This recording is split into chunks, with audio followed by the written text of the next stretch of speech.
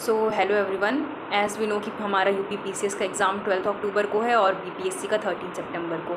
तो how can we prepare for both exams simultaneously, मैं वो बताना चाहूँगी। आई नो कि यूट्यूब पे बहुत सारे चैनल्स हैं और वो जो बहुत अच्छा पढ़ाते होंगे और स्ट्रैटेजी भी बताई होगी, बट एज़ एन एस्पिरेंट अगर मेरे वजह से किसी एक को थोड़ी सी भी हेल्प होगी ना, so it will be very great feeling for मी।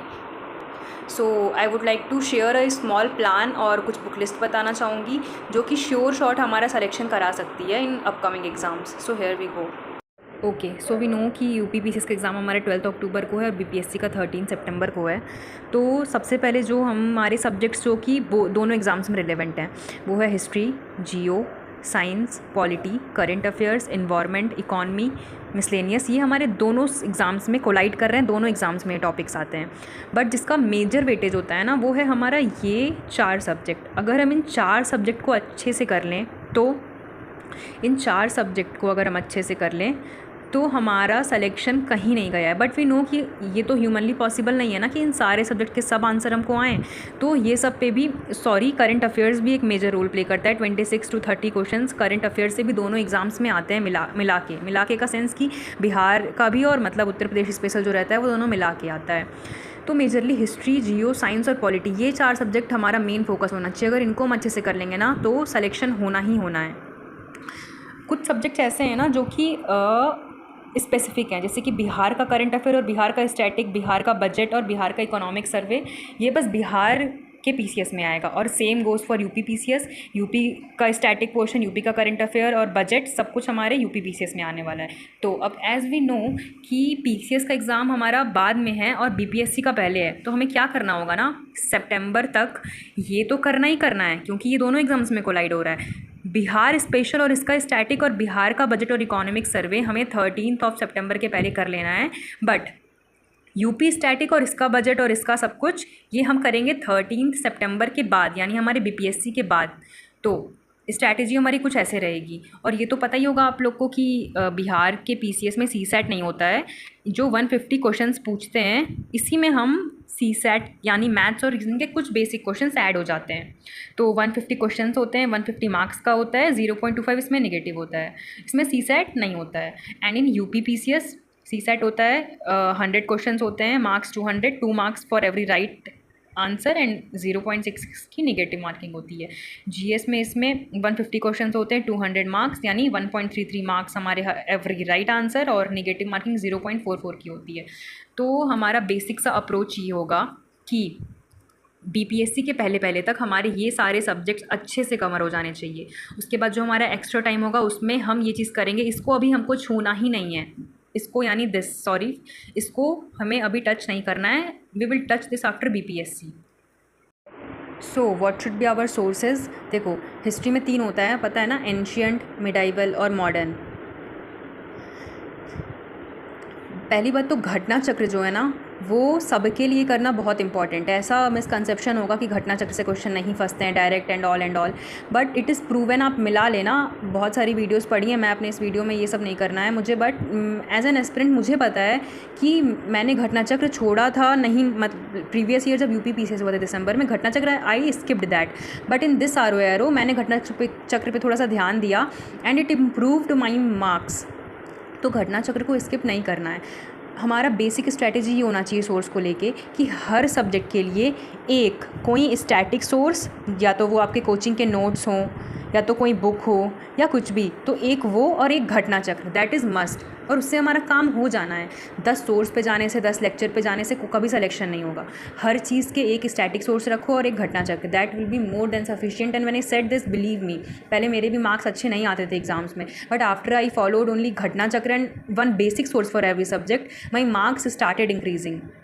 तो हिस्ट्री का सोर्स क्या होगा, एंशिएंट और मिडाइवल के लिए बस घटना चक्र हम करेंगे, बिकॉज इतना टाइम नहीं है प्रैक्टिकली कि और भी चीज़ें कवर कर पाएँ। एंड स्पेक्ट्रम अगर पहले से कोई पढ़ा है तो उसके लिए तो वेल एंड गुड, रिवाइज करने में टाइम कम लगेगा। बट अगर नहीं पढ़ा है तो जो बस इंपॉर्टेंट चैप्टर्स हैं स्पेक्ट्रम के वो देख लें और घटना चक्र को साथ में पूरा सॉल्व करना है। And for for polity same, अगर लक्ष्मीकांत कोई पहले से पढ़ा है तो उसके लिए रिवाइज करना ईजी होगा, तो उसको या तो वो रिवाइज कर ले। बट अगर लक्ष्मीकांत पहले से एक भी बार नहीं पढ़ा है कोई, तब तो फिर अभी करने का ना टाइम है और ना वो पॉसिबल है। देन फिर कोई कोचिंग का शॉर्ट नोट्स देख ले और घटना चक्र देख ले, तो that will be also we can say कि हाँ इससे हो जाना है। जियो का अगर 11th-12th की एनसीईआरटी पहले से पढ़ा हुआ है देन वेल एंड गुड, उसको रिवाइज करना इज़ मस्ट। बट अगर नहीं पढ़ा हुआ है तो अगर इफ़ टाइम अलाउज या अगर आपकी स्पीड तेज हो then you can go for this, क्योंकि मोस्टली क्वेश्चन यहीं से आते हैं। I will suggest one teacher, I know that कि most of you will be knowing this, but अगर कोई नहीं जानता है या तो जानता भी हो तो ये करना इंपॉर्टेंट है। वर्ल्ड मैप सुदर्शन सर का प्लेलिस्ट है यूट्यूब में, उसको देख लो।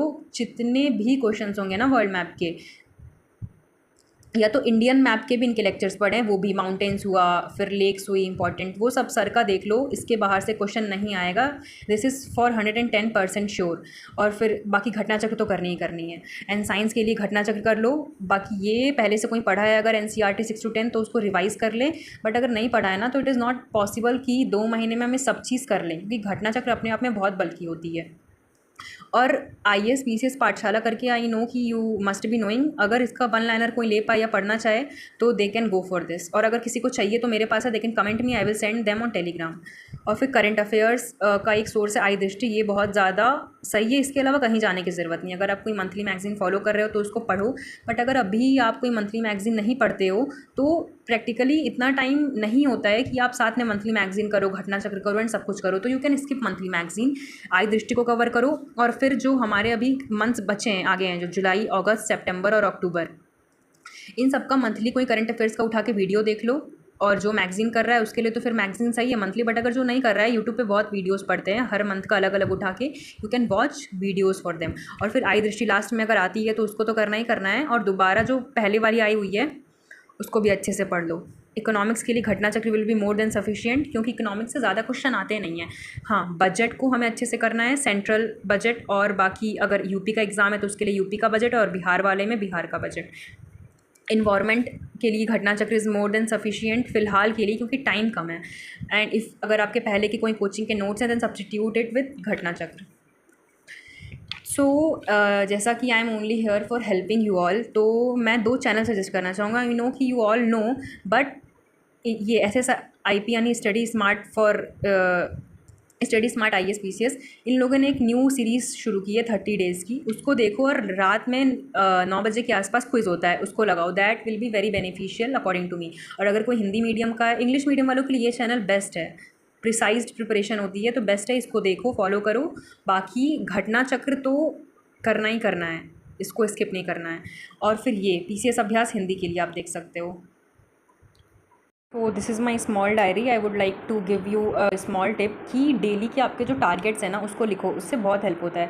रात में सोने से पहले या तो सुबह सुबह जब पढ़ना स्टार्ट करते हो ना, then wrote down all the things that you have thought to do. फिर लास्ट में जब एक एक चीज़ कवर होती जाए, या तो तब टिक करो या तो लास्ट में फिर देखो। इससे क्या होता है ना कि आपको पता होता है कि आप सही डायरेक्शन में मेहनत कर रहे हो या नहीं, और आपका पोटेंशियल कितना है। और फिर अगर ये टिक एक रह जाता है ना तो आपको खुद पता होता है कि yes you have not done that good, then next day से आप अपना पोटेंशियल इंक्रीज़ करोगे और टाइम और दोगे। And see in my video I missed one thing, PYQs का रोल बहुत इंपॉर्टेंट है। तो हर दिन या तो फिर वीक में 2 डेज़ BPSC का भी और PCS का भी PYQ लगाओ, that will be very helpful. कहीं और की टेस्ट सीरीज़ करने से लाख गुना बेटर है कि आप 5 साल 6 साल का PYQ उठा के लगाओ। हाँ, PYQ होने के बाद अगर टाइम अलाउ करे तो टेस्ट सीरीज़ ज़रूर लगाओ, but before that PYQs is very important. So I will repeat again and again कि 10 सोर्स पे जाने से बेटर है ना, घटना चक्र को अच्छे से करो। स्टेट PCS के एग्ज़ाम में घटना चक्र का मेजर रोल है। आई एम नॉट सेइंग कि स्टैटिक जैसे कि आर्य शर्मा हुई, स्पेक्ट्रम हुई, लक्ष्मीकांत हुई, ये सब इंपॉर्टेंट नहीं है, that are important too, but अभी कम टाइम में और अगर अच्छा आउटपुट चाहिए, ज़्यादा अमाउंट ऑफ क्वेश्चंस ऐसा हो कि सॉल्व हो, तो घटना चक्र को ही बार बार रिवाइज़ करना अपने आप में मोर देन एनफ होगा। और उसके बाद फॉर द नेक्स्ट ईयर, या अगर किसी का नहीं होता है तो हर सब्जेक्ट का एक स्टैटिक सोर्स पकड़ो, ज़्यादा नहीं। Like for ancient history Arya Sharma, modern history के लिए स्पेक्ट्रम हो गया, लक्ष्मीकांत पॉलिटी के लिए, जियो के लिए 11th-12th की NCERT, और इन्वायरमेंट के लिए या तो कोई कोचिंग का नोट या तो शंकर IAS, बस और कुछ नहीं। और बाकी आपका जो अगर स्टेट स्पेसिफिक है तो उसका कोई भी कोचिंग का नोट ले लो। इतने सोर्स और घटना चक्र ये मोर देन एनफ है।